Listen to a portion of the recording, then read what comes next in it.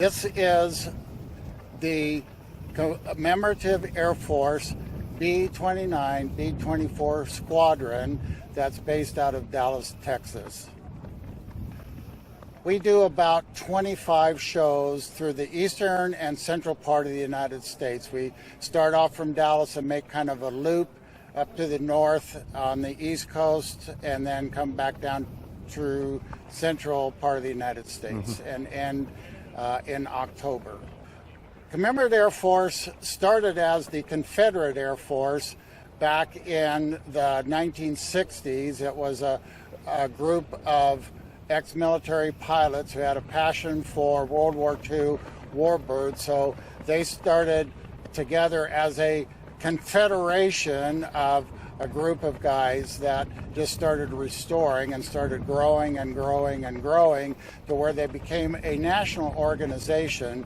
By the time that they did that, the mission had kind of changed a little bit to where, we like to educate, we like to honor veterans in addition to showing off our warbirds. So we felt that Commemorative Air Force more properly explained what our goals were. So everyone is pretty much familiar with the P-51 Mustang, which was a World War II fighter. Then we have the AT-6 trainer, which was used during World War II to train pilots.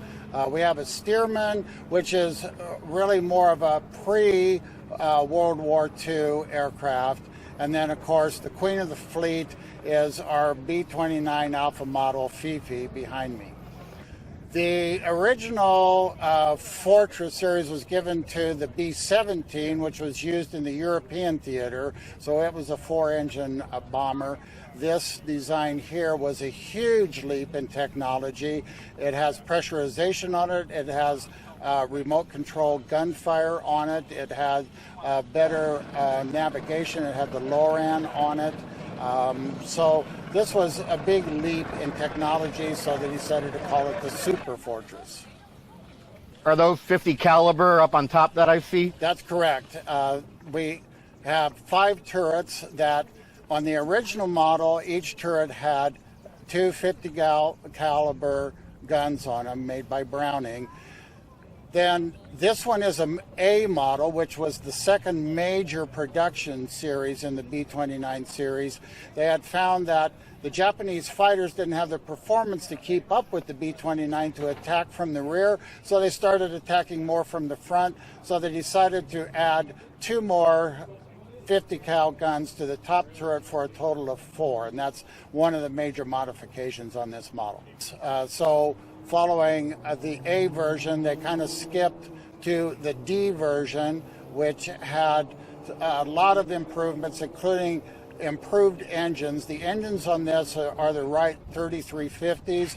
The original design had a number of issues which caused overheating and fires, and they had a lot of difficulty with that on both the 29 and the A model. So it was redesigned and put on the D model, and then a derivation of that was the B-50, where they put on the Wright 4360, which is a complete new design, solved a lot of the problems with the engine in addition to giving it more power. These can fly as high as 33,000 feet. They tried bombing from high altitude, but the jet stream over Japan kept blowing the bombs off course. So General Curtis LeMay, who was the commander of the 20th Air Force in command over these bombing groups, made the decision that they would go back to low-level bombing from 8,000 to 10,000 feet for accuracy purposes. You mentioned Japan. That means we're talking the Pacific Theater. Is the Pacific Theater the primary time when this aircraft was used? It is the only theater that this aircraft was used.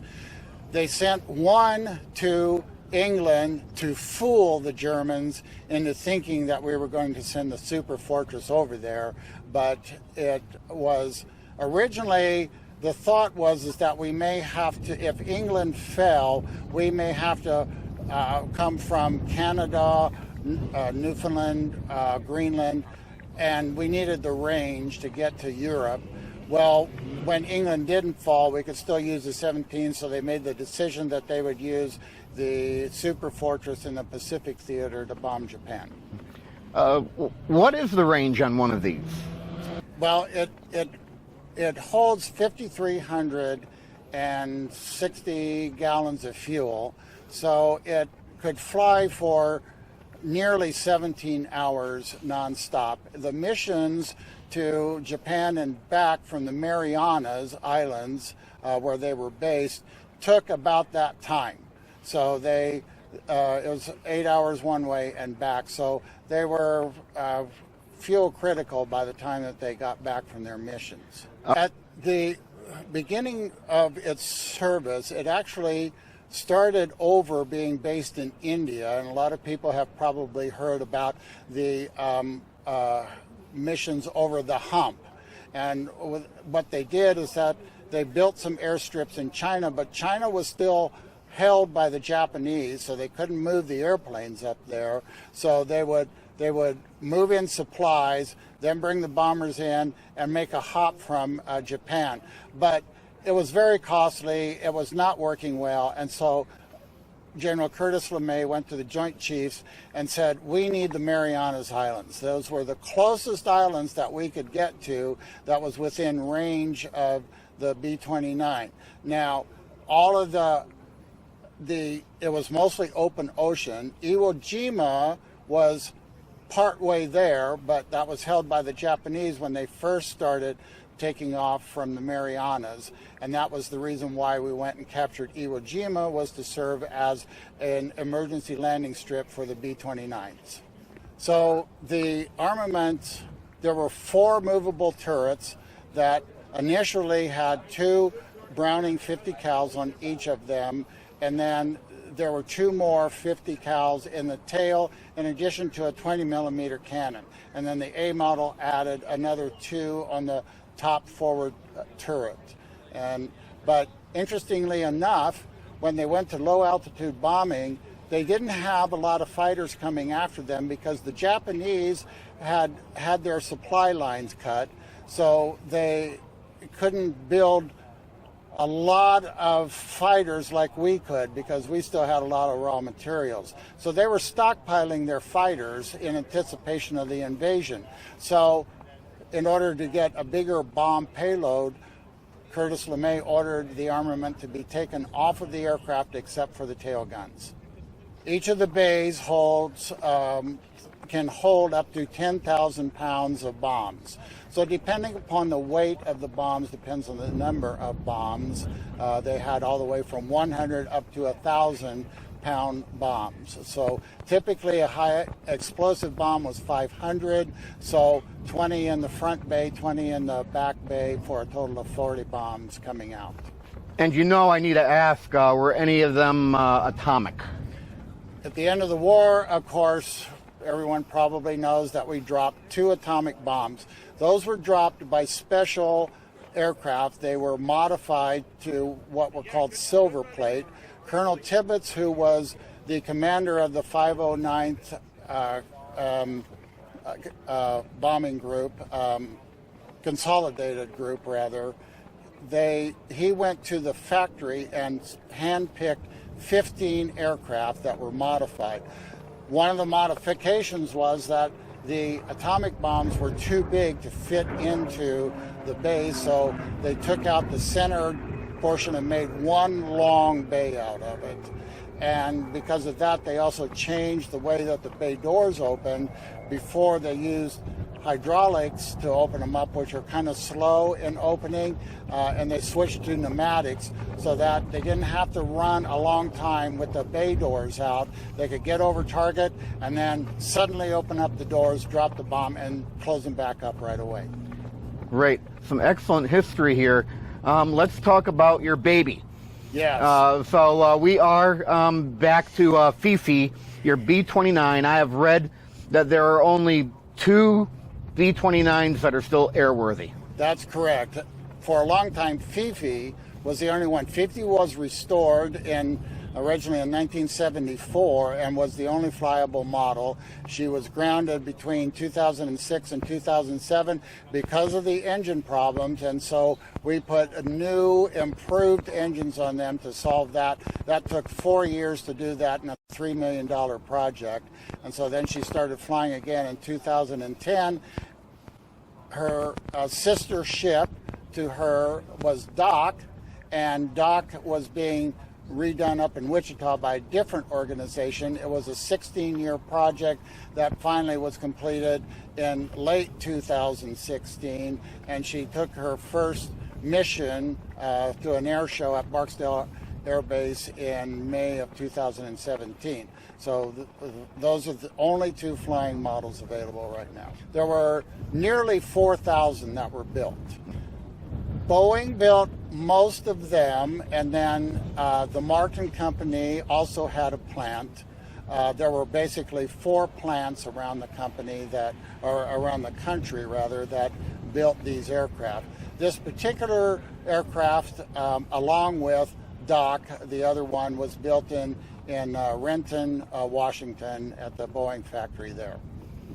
This particular aircraft never saw combat. It came off the assembly line in early 1945 and was assigned to a combat unit that was presently based in Kansas. And of course, then the war ended and she was put into temporary storage, then brought out of storage and modified to be a training aircraft, and did that through about 1954. Then put back into storage again, brought back out of storage to serve a short time as an administrative aircraft, where she was either the personal aircraft of a high-ranking officer or she ferried troops around the country. And then put back into permanent storage in China Lake to be used by the Navy as a bombing target. Lucky for us, there were about 5 aircraft that they moved off into a group and forgot about it. And so they never were bombed. And that's why we were able to get a pretty intact hull. And as we can see in images of the B-29, this is a 4-prop aircraft. What do we have for a powerhouse? It's the Wright 3350 radial engine. And as I said, the rear banks of cylinders had difficulty getting cool airflow because they had put the exhaust ahead of those cylinders. So they tended to overheat, swallow valves, and sometimes catch on fire. The case was magnesium, and so that burned like a flare. One of 2 things happened. It would either drop off of the wing, or it would, those guys were lucky, or it would burn through the spar, which was made out of aluminum, and then the wing would fall off, and those guys weren't as lucky. Okay, so we were talking about restoration. So there was a lot of negotiation that went on between Commemorative Air Force and both the Army and the Navy, because the Army owned the hull, but it was on Navy property. And so a lot of red tape, and they ended up making kind of a deal with the Navy. The Navy wanted an operating model of a certain aircraft, and so the Commemorative Air Force found one down in Mexico, restored that aircraft, and traded it for Fifi.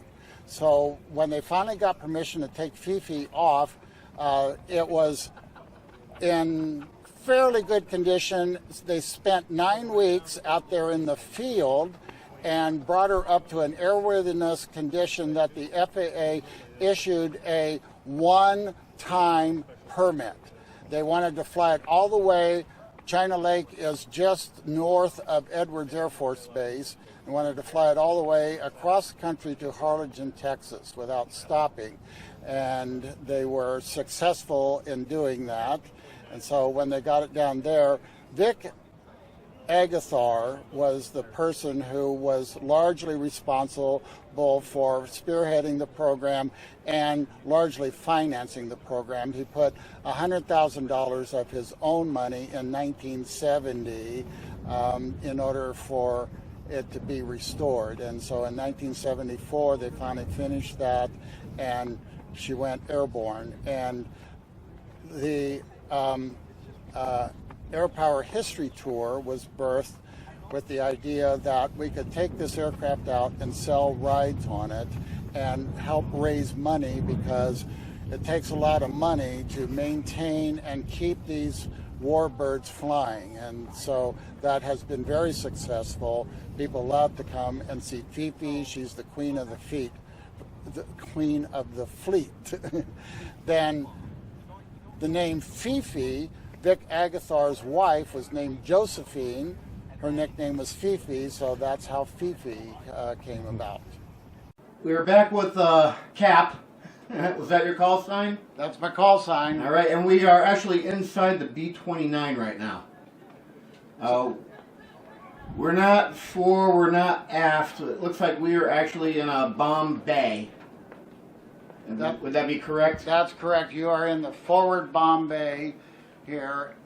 This bomb bay is capable of carrying up to 10,000 pounds of bombs, and then there's the aft bomb bay, which is similar looking, another 10,000 pounds for a total of 20,000.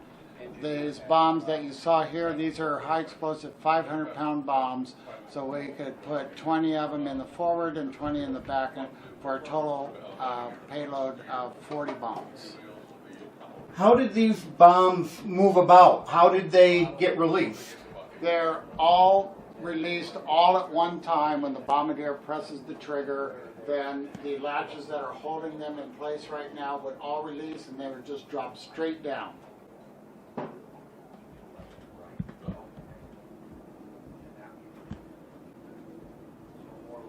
Now, some of the things that you see in this picture, of course, are materials. These ladders and things weren't here, obviously. So we've made a few modifications from the original, but you know, this is basically, there was an additional center rack that held more bombs, and that's how we could actually get all 20 of the bombs in this bomb bay.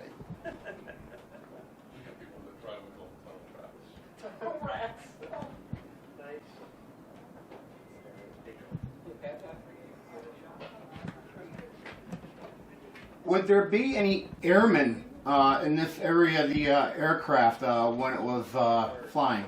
So as I said before, this was a pressurized aircraft, but the bomb bays were unpressurized. If you look up here, you'll see this was the pressure bulkhead. There's a plug door that goes in there that would seal that area off. And then above that is a tunnel that was also pressurized that goes all the way back over the top of the aft bomb bay to the aft gunner's compartment and the tail gunner's compartment in the rear of the aircraft. So the airmen used that tunnel to get back and forth? That's correct. Is the tunnel pressurized as well? Yes. It's just an opening between the two pressurized compartments, and so it stayed pressurized.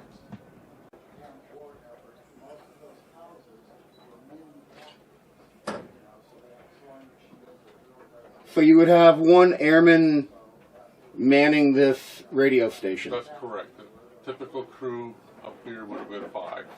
Mm-hmm. And then you would have one airman or crew member Doing the navigation. doing the navigation.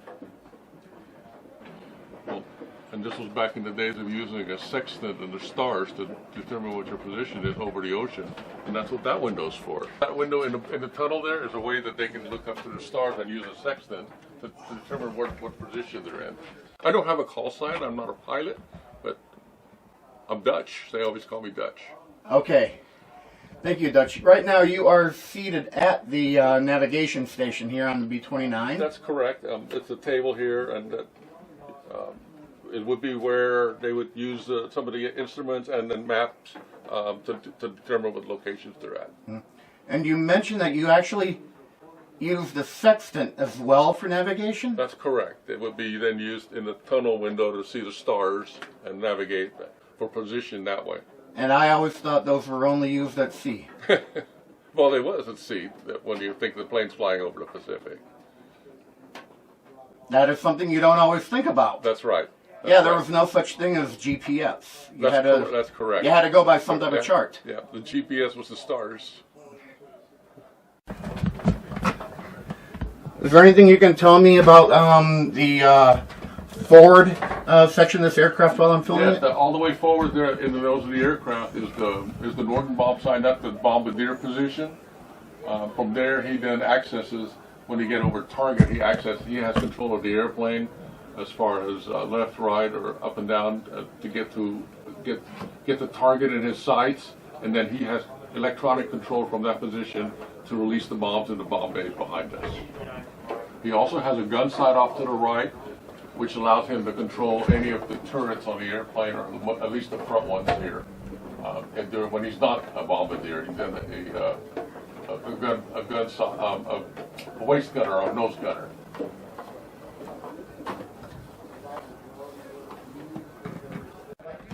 So this would have been this particular turret assembly is in the back of the airplane, where you have a circle like you're standing on now. It would have a turret unit like that in it. The outside wall where the black is where the fresh new rounds are, which are then fed into it. This one, I'm not sure yet. I can't tell, but there's a turret above it, and the bar is connected to that, but I'm not sure what the function is, whether that's a simultaneous firing issue or not. And you would have a cylinder similar to that going to this location where the forward turret is situated right now. That's correct, yes. This is an example of the turret when it's out of the airplane and just sitting on the ground. That shows you the whole assembly in the middle there. So similarly, there's ammunition around the outer edges, which are then fed into the turret.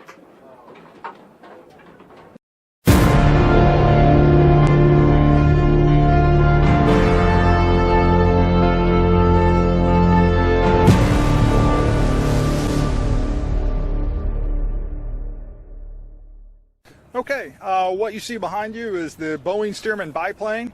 This was a primary trainer in World War II. The plane was designed in the mid-30s, about 1935, by Lloyd Stearman, one of the preeminent aircraft designers in American aviation history. During the war, they built about 10,000 of these aircraft. They were used for training by all of the services, the Army Air Corps, the Navy, Coast Guard, Marines, and they built parts for 2,000 more. But this aircraft served throughout the war as a primary trainer. So if you look at the serial number on the side of the aircraft, the 42, it's a 1942 Boeing Stearman. Mm-hmm. Okay, yeah, so as a primary trainer, the primary purpose of this aircraft is to teach someone who's never flown a plane before how to fly it, how to operate it, how to do that safely. The young students that would fly this plane, they had gone to a ground school, so they were very well versed in aviation subjects. For example, they would learn navigation, meteorology, aircraft engines and systems, aerodynamics. But this aircraft is where they applied all of that knowledge and learned how to fly. All of the basics, all of the fundamentals of flying. Okay, so as a primary trainer during the war, again, we built 10,000 of them because the demand to produce pilots was so high. You have to remember, in World War II, we were fighting over in Europe as well as in the Pacific theater. So they had these aircraft staged throughout the United States on training bases, and it was used throughout the war, again, in a primary flight training mode to teach the students how to do all of the basic maneuvers, starting up the engine, how to taxi out, take off, climb out, fly straight and level, do turns, do all kinds of maneuvers, to include aerobatics. Okay, so this aircraft is very maneuverable. As you can see, it's the biplane configuration. That means it's got two wings, the top wing, the bottom wings. All of those wings produce a lot of lift. This makes this aircraft very maneuverable. This aircraft can do all the positive maneuvers. For example, it can do a loop, it can do aileron rolls, it can do barrel rolls, it can do spins, so it was good for spin training. It can do hammerhead stalls, Immelmans, you name it, all the positive aerobatic maneuvers. So going right back to the roots of aviation, this aircraft has a wooden stick. And it's really a basic, it's pretty fundamental how to fly. Using the stick, pushing it forward, the aircraft is going to descend. Bringing the stick back, the aircraft is going to climb. Left, the aircraft will bank to the left, and right, the aircraft will bank to the right. In addition to the stick, you have 2 rudder pedals. Now, the rudder pedals serve a couple functions. If you push on the top of the pedals, those are your brakes for the landing gear, the main landing gear. But if you just push the rudder pedals, that will yaw the aircraft left and right, provide you directional control, especially during takeoffs and landings. I'm quickly glancing over at the prop that you have. I've seen these wooden props.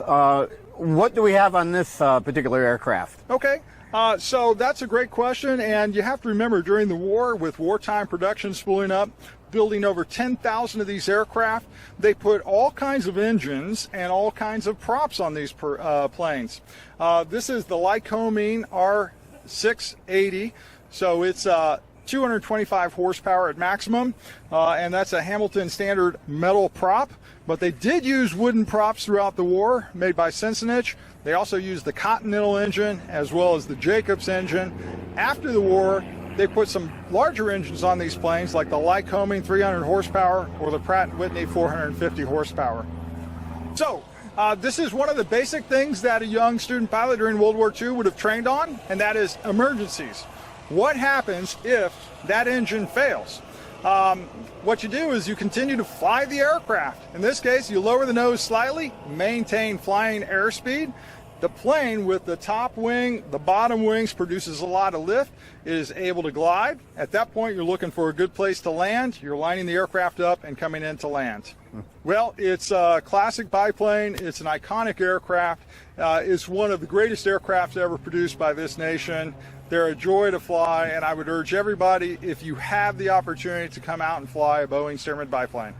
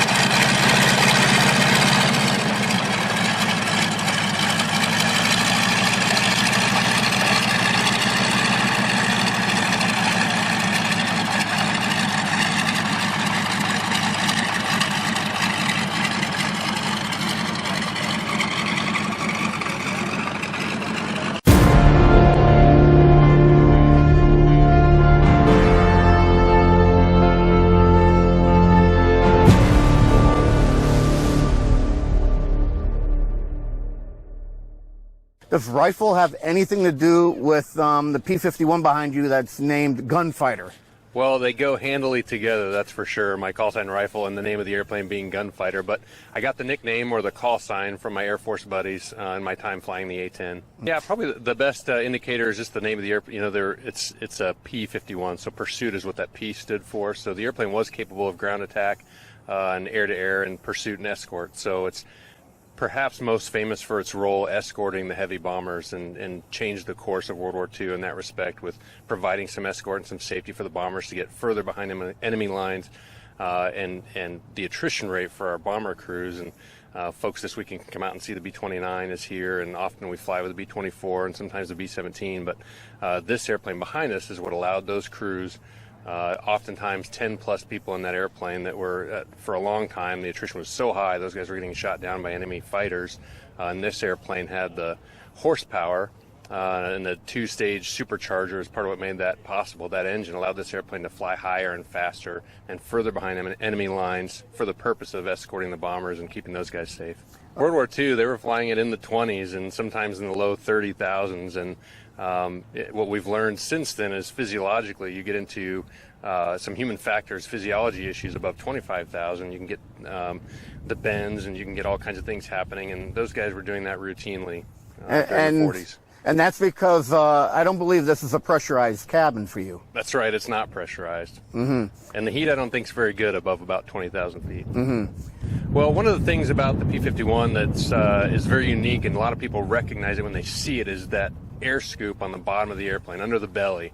And it's right underneath the wings, and so we get a lot of questions. What's that thing for? Is that a vacuum cleaner? Many people don't say that. But anyway, that's the air scoop for the coolant radiator, and that radiator dissipates heat, so it's actually a water-cooled, a liquid-cooled engine.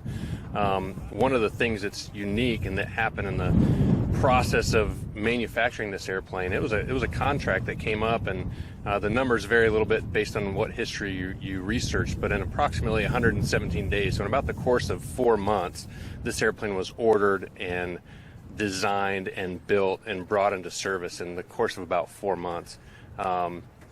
During that process, and why I mentioned that air scoop underneath, one of the things they learned after designing what looked to be just a great feature and a way to get positive pressure air over the radiator, they discovered, and it was an engineer named Meredith, that they were producing thrust when they take that high pressure air under the scoop, expand it, heat it, and then neck it back down through the cooling flap. It was generating thrust out the back of the airplane, and further wind tunnel testing showed that as much as 15 to 18% thrust. So not only did it cool efficiently, but it's part of what made the airplane go so fast and climb so high.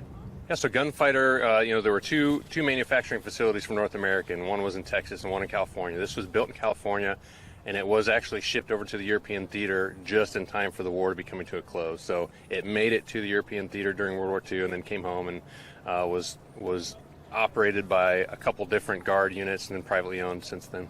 See probably maybe in the photo there that you've got 6 50 caliber Browning machine guns, 3 in each wing. All right. And of course it could carry a variety of mixed ordnance under the hard points under the wing. All right. Boy, I can remember my brother and I, we grew up in a flying family, but I can very specifically remember trying to figure out how to draw the curves of the P-51, and part of it was that scoop that you see underneath, but also just the flow of the curve from the canopy along that long snout required to house that V12 engine, and how that curves into the spinner that you see behind me. I remember spending hours trying to figure out how to draw this airplane. So it's just, I've always been personally drawn to it, and it's a dream come true for me to be able to fly this airplane. And we just absolutely love sharing it with folks when they come out to these ride events. The more I fly this airplane, the more I'm impressed by the way it was designed and the way it flies. I'm enamored with North American and what they did with all the airplanes they built, but specifically this one. It's just, everything about it's right.